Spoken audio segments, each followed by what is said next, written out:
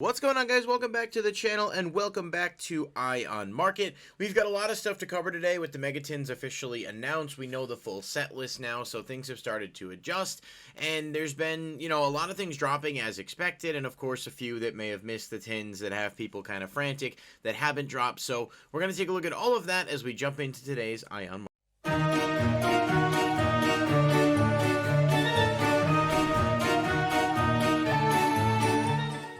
Alright, so first things first, just want to knock a few small things out. Summoning Curse is a card we talked about a couple weeks ago. It got some hype. I know a YuGiTuber covered it and talked about how it has some decent practical application as a floodgate.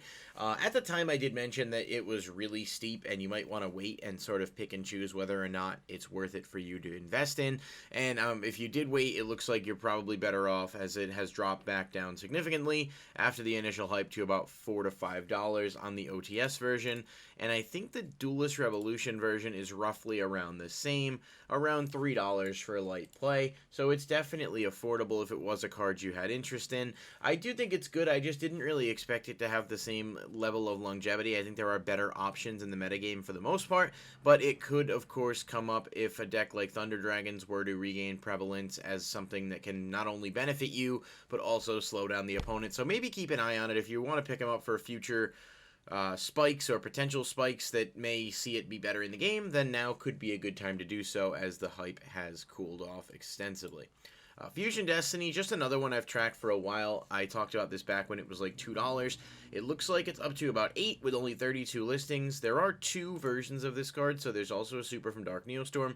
They're very, very similar in price. I would personally recommend going for the Ultra if you're going to pick it up, just because it is the highest rarity and will probably do better long term. I do expect this card to break the $10 mark once the new Destiny Hero Fusion monster comes out, as it is basically Dragoon 2.0 and will be much, highly desired engine for a lot of decks to have access to.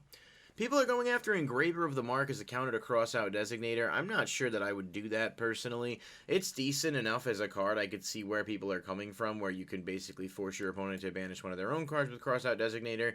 But two things. Engraver of the Mark does have quite a few prints, including most recently in Genesis Impact, so it's very affordable. You shouldn't have a problem getting them if you are interested in this as a tech option.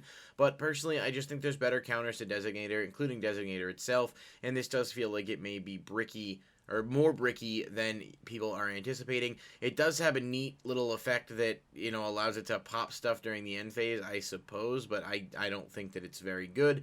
And yeah, it looks like it's just people looking for something to hype as a counter to Crossout Designator, but I think once people really start to test it out, this card's probably not going to see much play at all in the metagame.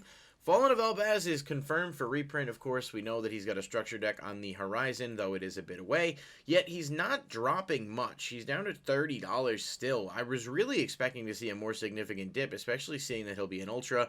I understand he's got a lot of potential, and there are, the Despia deck may be the most useful one for him so far, but I would hope he's going to drop a bit more. I definitely would say maybe wait a little bit if you're not in a rush, because we do know that it is coming out as an Ultra, and if you are trying to grab them secret in highest rarity, you might be able to get a better deal than what they're going for now.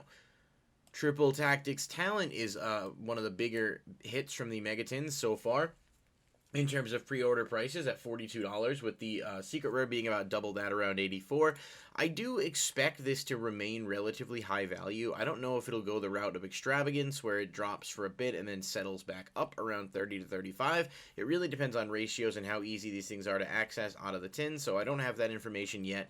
I would say, if you're pre-ordering stuff for the Megatins, maybe shop around, wait till some of the bigger name sites put their stuff up, because historically TCG Player does go really high with pre-orders at the very beginning, and just generally speaking, there were people paying $60 for Synchro Overtake, and now it's a $10 card. So I would say just maybe shop around a little bit, see what prices you can find that would work best for you.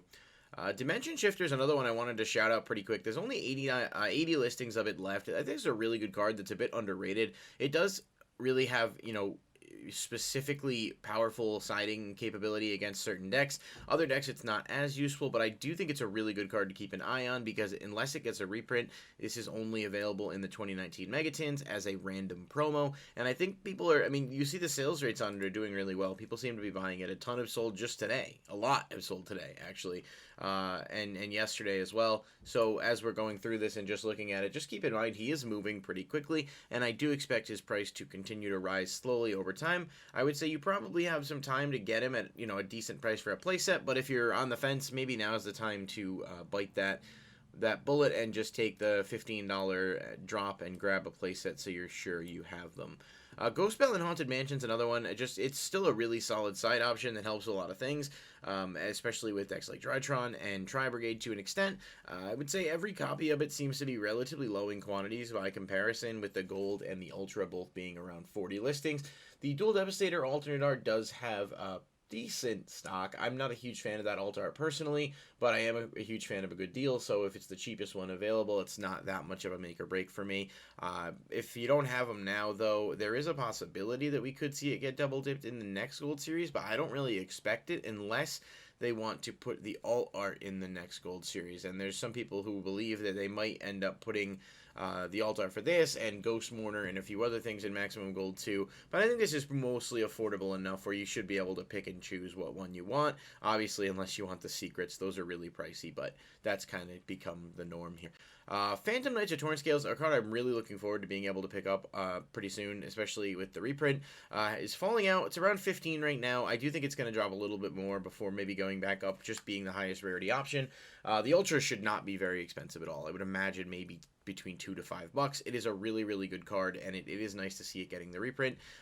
But I do think the secret looks awesome, and I know a lot of people are drawn to higher rarity for Phantom Knights. Right now, it's pre-selling at $11.55. I think you'll see that price probably cut in half once the tins are actually out and cracked open and in people's hands, and people are competing for sales. Solemn Strike is about $5. That's not a shock. All the versions of it are pretty pricey, with the cheapest being the Super Rare from Code of the Duelist, but that's sort of right around where the commons are at and the ultras as well. The reason I mention it is a lot of people are starting to look at Solemn Strike as an option for Crossout Designator instead of Ash Blossom. What I mean is, because so many people play Ash and Crossout Designator is going to obviously be able to stop an Ash, some people have elected to start playing Solemn Strike because it's not a commonly main card, and, you know, it's something that the opponent may not expect, or, you know, just being a counter trap in general, meaning it can't be responded to by Designator, puts the opponent in a bit more of a tricky position. So I don't necessarily think it's better than Ash, obviously, but Strike is a really good card that has, you know, come in and out of formats and been very useful quite frequently, so it's just something to note that it is pretty cheap. But again, it doesn't really seem like it matters how many reprints this gets. They all seem to go back up, and if it does start to see another boom in play, you can bet it will probably follow suit there. Ascator, I don't know how to pronounce this, Dawnwalker got a very random buyout. There's 10 listings of this left, and it goes up to 15 very quickly. Not sure why. It's a neat card, I suppose, and it's decent for synchro purposes, but it does lock you into synchros completely when you summon it. Interestingly enough, it's, you know, just from Legendary Duelist Immortal Destiny, so we know that set is basically impossible to find. I don't know the reasoning behind this card's buyout at all. If anyone does know, certainly let me know, but it's very limited in quantities, and interestingly enough, Supay Duskwalker, who is basically the same thing, obviously, except it goes into, I believe, a 6 instead of an 8, is nowhere near the same price, and so, yeah, it's got to be related to some kind of synchro build or something that I'm just not privy to, but I thought I'd point it out at least. Immortal Destiny as a whole definitely needs a reprint. Hopefully we get that stuff in Legend Duel Season 3 if it ever comes, because you can see that everything, including some of the lower end stuff, has slowly but surely started to move up in price and has very, very low quantities. Blue Eyes Abyss Dragon, speaking of low quantities, is down to 30 listings, and it's almost $25. There's been a lot of sales of this card in the past couple of days, and it's very interesting. I do think it's a good card. I also think it's neat to note that it doesn't have any other prints, and it's a random 1 in 10 promo from the Legendary Duelist Season 2, so if it does start to see play, it will definitely be valuable. And yeah, it's pretty good. It searches a dragon. If it's special summon, you can get a ritual spell or polymerization. It's neat enough, and you can kind of do some cute things with it. I don't know if this is actually something people are looking at as something they want to play, or if they are just looking at it as a collector card. Either way, though, it is going up and the quantities are going down. Sky Striker Ace Rose really, really dropping out to about $10. This is going to be a very, very easy thing to pick up pre-order-wise. I think right now they got it at $12. I don't expect it to stay at that price. It'll probably settle somewhere around $5 to $6. The Prismatic Secret Rare, though, may end up being the more expensive of the two when all is said and done, simply because it is a rarity upgrade and would match a lot of the other Sky Strikers. But at this point, Rose is really just a 1 or 2 of at most in the deck. I don't think you're going to be raking the bank for these, and it's nice to see it's not 40 anymore. Checking in quickly on our old buddy Quagga Hercules, still very, very expensive, around $420. Good memes there for the super rare, and of course the regular rare is cheaper, but not not that much, $110. This desperately needs a reprint, like it's sooner rather than later, especially with the V-Trooper stuff and this seeing play with Ready Fusion. So I'm really hoping it's on Konami's radar to give us a reprint of this, even if it's just a rare in maximum gold or something. Utopia double still up 15 plus, very low, not very low, but relatively low in quantities. As people continue to look at this, and the structure deck should be on its way relatively soon. Assuming they don't like take it apart and separate it into a set. This is going to be a really good card to have, and I think even at 15, it's not the worst thing to pick up because it's primarily a one-of, and it does see use in a lot of other strategies, so it might be worth grabbing. The very surprising pick of the week here, Dragon Maid Hospitality, is 5 listings left, basically bought out, and if you look yesterday, a bunch sold. And just generally speaking, they are flying off the shelves. I don't really know why. They're about $30. It's a really good card, don't get me wrong, but it is a super rare for Mystic Fighters, and honestly, I'm kind of hopeful that this may get a reprint in Maximum Gold as well to match the other Dragon Maids and really just have a price drop as a whole. A couple other loose ends here. Vampire Vamp, the ultra rare Lost Art promotion, has gone up quite a bit just in terms of how many copies are selling. You can see they were $3 previously, and now they are up to about $15 to $16 with only 8 listings. Lost Art promos are weird because obviously some people get them for collecting, but some people may actually want to play this in the new Vampire stuff. I don't know whether or not that deck is going to use this card at all, but that's, neither here nor there. Chaos Dragon Legionnaire Ultimate Rare. I just wanted to point out the Ultimate Rare seems relatively low, all things considered. Under $50 you can get some. This does feel like a card that in the future, like, just as good as it is, and as, first of all, just amazing as the ulti looks, could easily go up more over time. So if you were on the fence about it and you wanted to pick up an ulti, I really do think $50 is not a terrible price for it, just based on the trends we've seen with a lot of ultis as they age out and the OTS is no longer accessible. Crossout Designator, probably heard about this before, is pre-selling around $110 with a ridiculous quantity. They're just pre-sales are going. You can scroll through and see that there's been a ton selling for $115. I think this is absurd, realistically speaking, but I mean, it may depend entirely on ratio. The card really is going to be that impactful, so it's hard to tell whether or not it's going to make that type of price drop or not. But I mean, $345 for a playset is steep. I would almost rather take my chances trying to pull them, because at least with the Mega Tins, you have a chance to get a lot of really good cards if you don't have them already. Generally, going singles is better than going sealed, but with Designator, maybe wait and see what happens, because, geez, that's really pricey, and we don't know what's going to happen as the tins come out in waves and as we have, tins more accessible. And finally, the bane of everyone's existence today, Access Code Talker.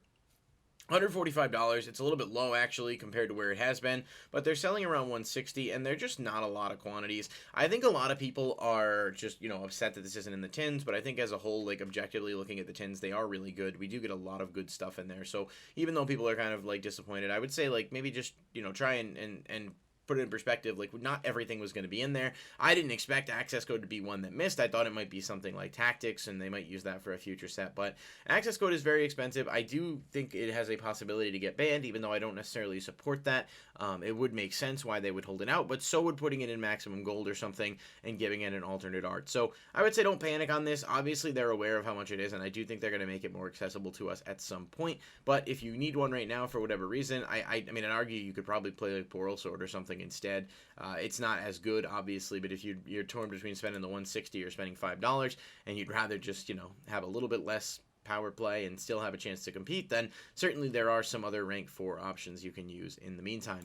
And I just wanted to touch very quickly on Maxx C. I mentioned last week they have been selling a ton, and you can see there's almost less than 100 listings total across every copy. The ulti, that doesn't shock me, but the sales on these have been through the roof. I'm part of the problem. I actually bought Maxx C's as well when the Crossout Designator announcement came.